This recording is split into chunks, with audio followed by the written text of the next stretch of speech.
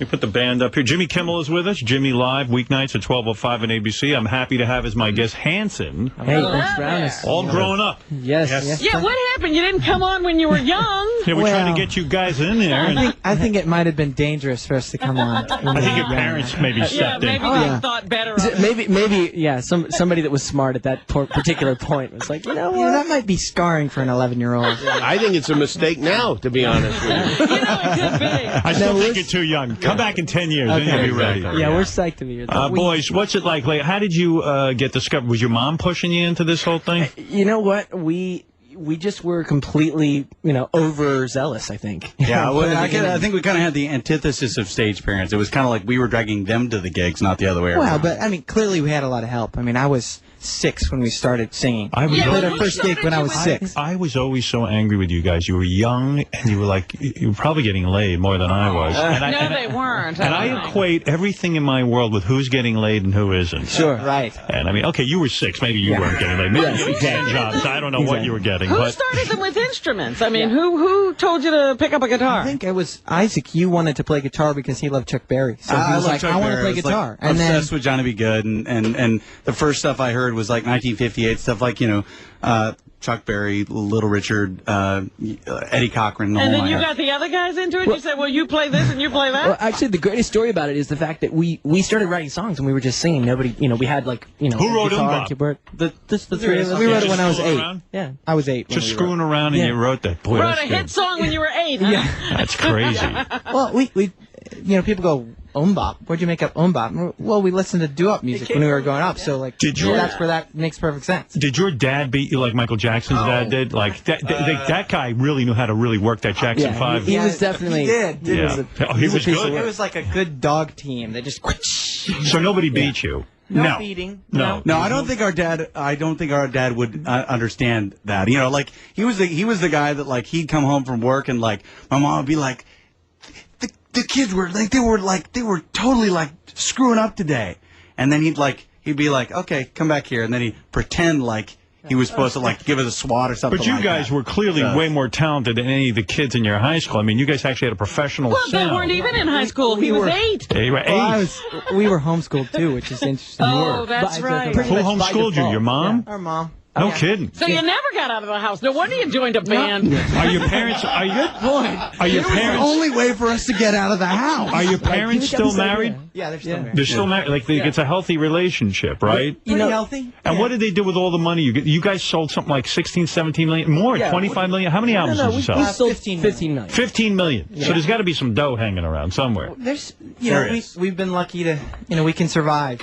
How did that work out? In other words, where did all the money go? In a separate account? To be honest, our parents were so freaked out that everybody was going to be like, okay, here's the stage parents, going to do the classic thing, that they were really conservative when we were too young to really manage it. They did the opposite of take our money. They put it all in bonds. Good. So in other words, you guys don't have to work the rest of your lives, So all the money's there? Well, well, except for the money that we've thrown at we started on record company, so we're, spending money on that. Yeah, that's is that wise to do, to start your own record company? No. Why risk your own funds? Why stay in the music industry? It's like the worst industry to be in, period. But honestly, Howard, it's kind of like you being here.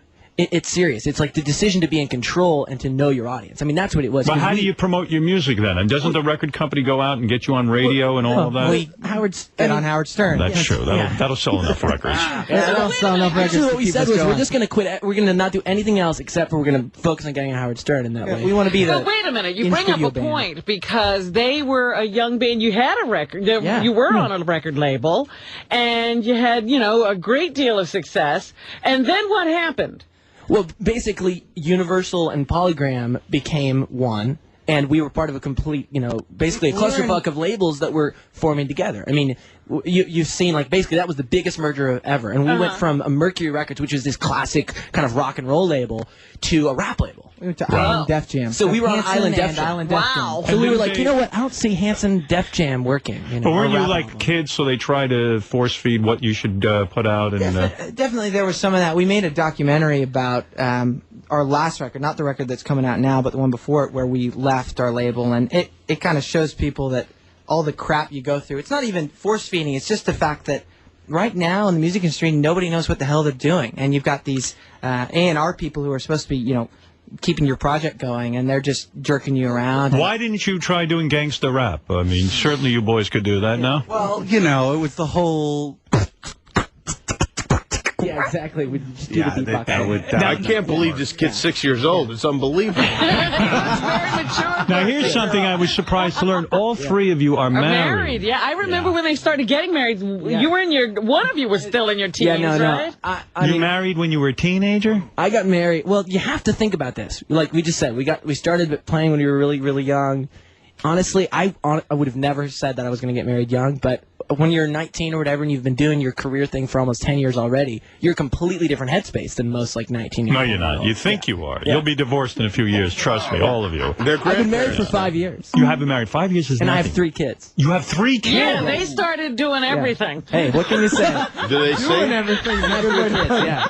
Now, did you get We are married? certifiable. You guys are super religious, right? You're born again types, right? We've all grown up, in church. In church. Yeah. So maybe I was surprised to hear you curse just a second ago. Yeah, me too. I was shocked. I was a little shocked too. What do you mean? But you know what? But here's the thing.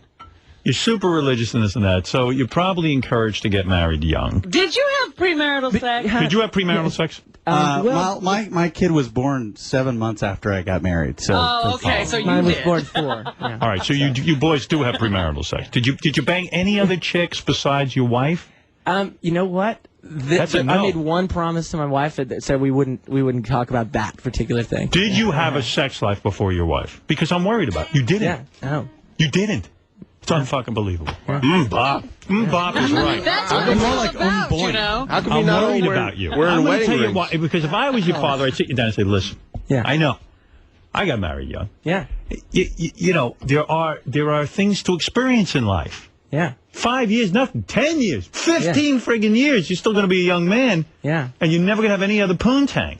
Yeah. That's true. You don't look at other women?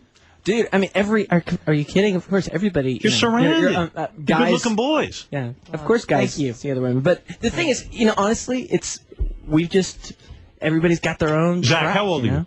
21. 21. When did you get married? Last year. Last year. 20 years old. Yeah. Yeah, I Now, did that. where do you I'm going to smack you right in the head. Where do you meet these girls? In the south. In the south. At the shows. Oh. Yeah. No, I mean. Are they super hot? These broads? Yeah.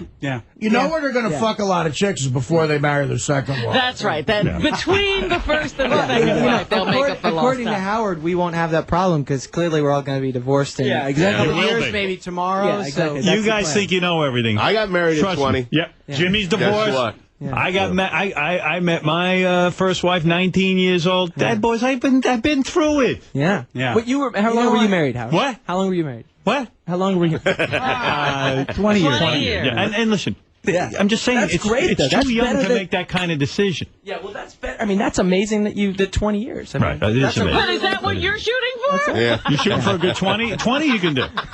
That I understand. No, but it's better than 20s are having- walking the Zach, you didn't have premarital sex? No. And you didn't, and this is the first girl you ever had? Mm-hmm. Oh, no. You've never had sex with a different woman? No. You gotta be shit. How far did you get? I mean, what would you do before you... Yeah, What would you do? What's the rules on you religious guys? You know what? You know what I read? I'm going to tell you what I read about religious guys. Can I tell you something? These kids now who take the vow of chastity until... We're not one of those kids. But listen to this. They're saying those people who hold out for marriage have more STDs than the ones that don't. Because you know what? They end up banging in the ass. And I could say that. You boys are available. The thing is, it's not a religious, like someone has some code. I hear you, but It's okay, just you got a moral it's just thing. Just a personal everything. You're nice everybody's different. boys. I like that. I understand you're not out banging everything that walks. I respect that, but you can bang a few things. Yeah. As long as it's not my kids. So, As long anal, as they're not yours. but anal is allowed before marriage, right? What is your rule? What is your rule? What is your rule? I didn't have a rule. I just didn't really. Kissing is okay, right? Sure. Yeah. Oh, yeah. Feeling the titties, no problem. Over or under the shirt. Sure. All of that. That's okay. Sure. Why not? You know what it is? It's Could you get your finger wet? I can talk to Zach. He's 21. Well, obviously, the other two got No, more no, than no, I their understand. fingers But could you wet. get your finger wet before you get married? I'm asking your personal rule. I understand.